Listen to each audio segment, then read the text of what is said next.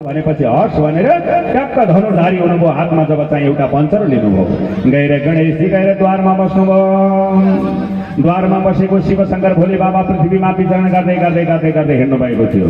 यसरी विचरण गर्दै गर्दै जाँदा शिवशंकर भोले बाबा हाम्रै काष्ठमाण्डव नान्दरीको नगरीमा गौरीघाटको बाटो हुँदै क्षीर सागरतर्फ अगाडि बढ्नु भएको।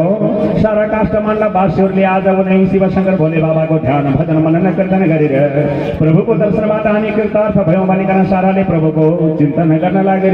शिवशंकर भोले नाथ झरे बाटैमा शिवशंकर झरे बाटैमा पार्वतीको दर्शन मिल्यो गौरी घाटैमा। शिवशंकर भोलेनाथ झरे बाटैमा पार्वतीको दर्शन मिल्यो गौरी घाटैमा। शिवशंकर भोलेनाथ झरे बाटैमा पार्वतीको दर्शन मिल्यो गौरी घाटैमा।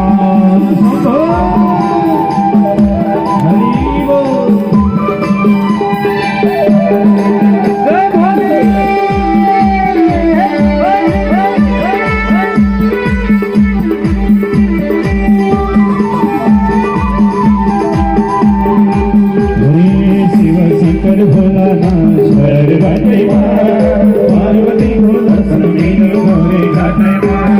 शिवशंकर भोलानाथ झरे बाटैमा पार्वतीको दर्शन मिल्यो गौरी घाटैमा।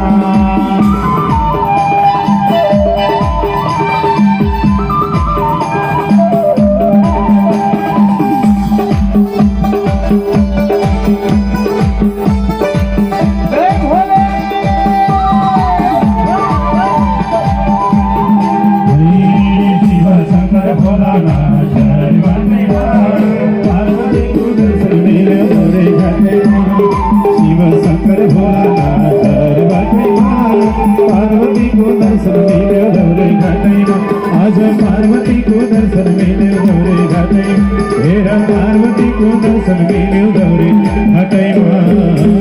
आज शिवशंकर भोले बाबा बारम्बारसँग जब डुल्न जानु भएको थियो, पार्वती मैयाले गणेशजीलाई वर्ण गरेर राख्नुभयो द्वारमा। बाबु, मेरो सल्लाह बेगर कसैलाई पनि भित्र आउन नदेऊ। आज शिवजी घुमफिर गर्दै गर्दै गर्दै गर्दै गर्दै जानुभएको धेरै लामो समय बित्यो। पार्वती मैया एक्लै आत्तिएकी होली नव कैलाश पर्वत छुन्ने भएको होला। म जानुपर्छ भनिकन भगवान शिवशंकर भोले हातमा त्रिशूल लिएर द्वारमा टक्क पुगेको त एउटा असाध्य राम्रो बाबु चमकदार भएको सम्पूर्ण कैलाश पर्वत नै अत्यन्त उज्यालो भएको। ए बाबु, तिमी को हौ भनेर सोद्धाखेरिमा म पार्वतीजीको छोरा भन्यो। मेरो आमाको छोरा म होइन बाबु, म भगवान शिव भन्नेवाला यो कैलाशको अधिपति म नभएको बेलामा देवादिदेव महादेव नभएको बेलामा कसरी छोरा जन्मियो? यो कुरा हुन सक्दैन बाबु, मलाई भित्र जानु देऊ भनिकन शिवजीले भन्नुभयो। तर आज बाबुले भित्र जान दिनु भएन। जबसम्म माताको आज्ञा हुँदैन प्रभु त्यो बेलासम्म भित्र जान मैले दिन्न। पार्वती मैयालाई जब यो पार्वती मैयाले भनेको कुरा शिरोधारै गर्नुभयो। मैले बाहिर जान दिन्न।